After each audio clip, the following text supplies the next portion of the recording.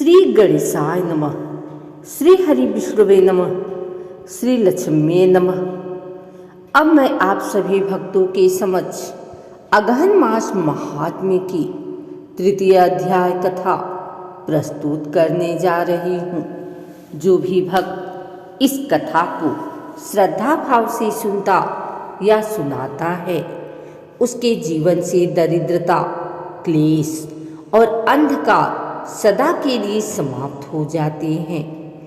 अगहन मास भगवान श्री हरि विष्णु को अति प्रिय है। इस मास में जो भी व्यक्ति उपवास, दान, स्नान और कथा श्रवण करता है, उसे अनंत पुण्य की प्राप्ति होती है। तो आइए भक्ति भाव से सुनते हैं अगहन मास महात्म्य की यह पावन कथा। प्राचीन समय की बात है, जब पृथ्वी पर अधर्म बढ़ रहा था, तब राजा जन्मेजय ने महर्षि वैशंपायन से पूछा, हे गुरुदेव, अगहन मास को इतना पवित्र क्यों कहा गया है? इस मास में कौन से कर्म श्रेष्ठ माने गए हैं? कृपया विस्तार से बताइए। महर्षि बोले, राजन, यह अगहन मास भगवान श्री हरि विष्णु को अत्यंत प्रिय है। इस मास में जो व्यक्ति सच्चे मन से व्रत, दान और पूजन करता है, उसे हजारों यज्ञों का फल प्राप्त होता है। इस मास की महिमा असीम है। अब मैं तुम्हें एक ऐसी अद्भुत कथा सुनाता हूँ, जिसे सुनने मात्र से पाप नष्ट हो जाते हैं। भूतकाल में एक विशाल राज्य में राजा सुधन्वा नामक एक धर्मात्मा राजा शासन करता था। वह न्यायप्रिय, दयालु और धर्मनिष्ठ था।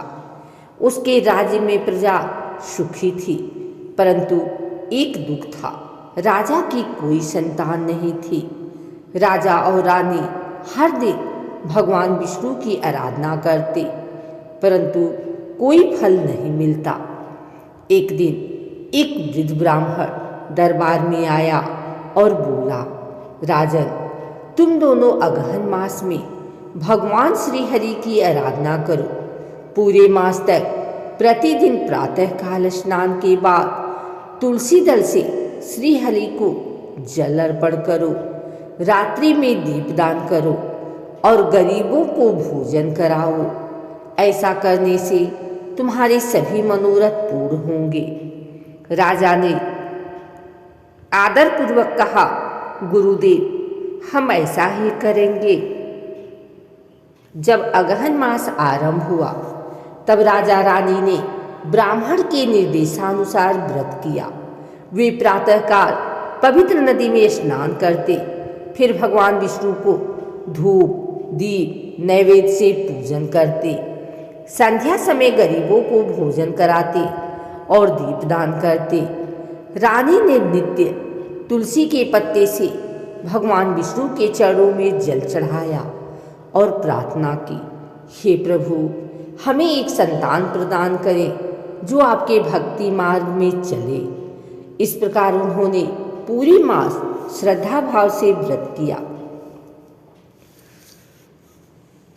मास पूर्ण होने पर एक दिन रात के समय भगवान विष्णु स्वयं राजा के स्वप्न में प्रकट हुए। उनके चारों हाथों में शंख, चक्र, गदा और पद्म थे। उन्होंने मुस्कुराकर कहा, हे सुधन्वा, तुमने अगहन मास में मेरा पूजन किया, जिससे मैं प्रसन्न हूँ।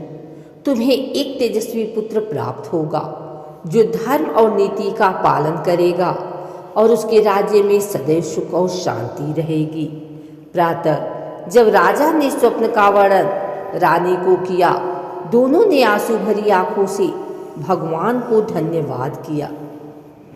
कुछ समय बाद रानी ने एक सुंदर पुत्र को जन्म दिया, जिसका नाम रखा गया विष्णुदत्त। राजकुमार विष्णुदत्त बचपन से ही धर्मनिष्ठ और दयालु था।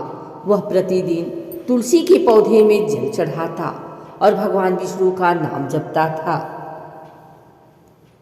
जब वह युवावस्था में पहुंचा, तो उसने राज्य की प्रजा को न्याय और करुणा से भर दिया। एक बार उसके राज्य में भयंकर सूखा पड़ा, चारों ओर त्राहि त्राहि मच गई। तब विष्णुदत्त ने अगहन मास में भगवान विष्णु की कथा का आयोजन करवाया और हजारों दीप जलाकर पूजा की। जैसी ही कथा समाप्त हुई, आकाश से घनघोर बादल उमड़ने लगे और वर्षा होने लगी। धरती फिर से हरी हो उठी और लोगों के चेहरे पर मुस्कान लौट आई। महर्षि वैशंपायन बोले, राजन, यही अगहन मास का प्रभाव है। जो व्यक्ति इस मास में सत्य, संयम और दान का पालन करता है, उसके सभी संकट मिट जाते हैं। जो व्यक्ति अगहन मास में श्री हरि का नाम लेता है, उसे ब्रह्मलोक की प्राप्ति होती है।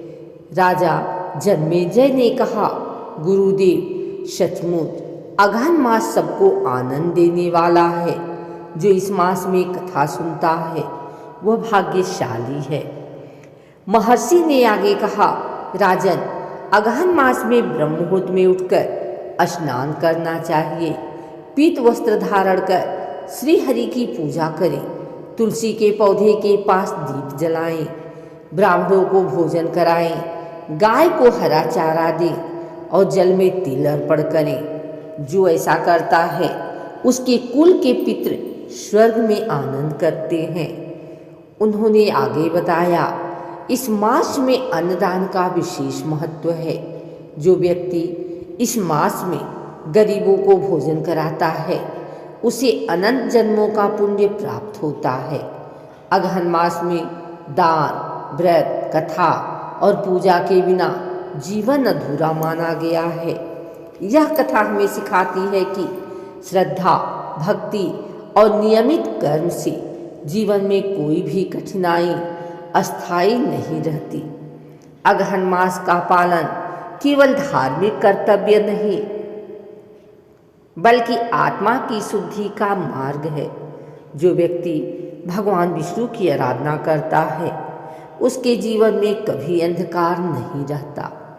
अब भक्ति भाव से हाथ जोड़कर कहें, हे प्रभु श्री हरि, जैसे आपने राजा सुधन्वा और रानी को सुखी किया, वैसे ही हम सब पर अपनी कृपा बनाए रखें।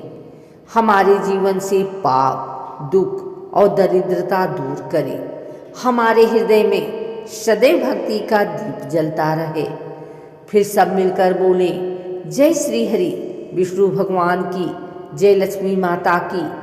और अंत में कहें, जो भक्त अगहन मास की इस तीसरी अध्याय कथा को श्रद्धा भाव से सुनता या सुनाता है, उसके सभी मनोकामनाएं पूर्ण होती हैं और वह विष्णु लोक में स्थान प्राप्त करता है। अगहन मास की कथा श्रवण करने से व्यक्ति को वही पुण्य प्राप्त होता है जो गंगा स्नान, व्रत, दान और हजार यज्ञों से भी नहीं मिलता। अतः यह कथा हर गृहस्थ को सुननी चाहिए, क्योंकि यह जीवन में सुख, शांति और समृद्धि लाती है। ओम नमो भगवते वासुदेवाय नमः। ओम लक्ष्म्ये नमः।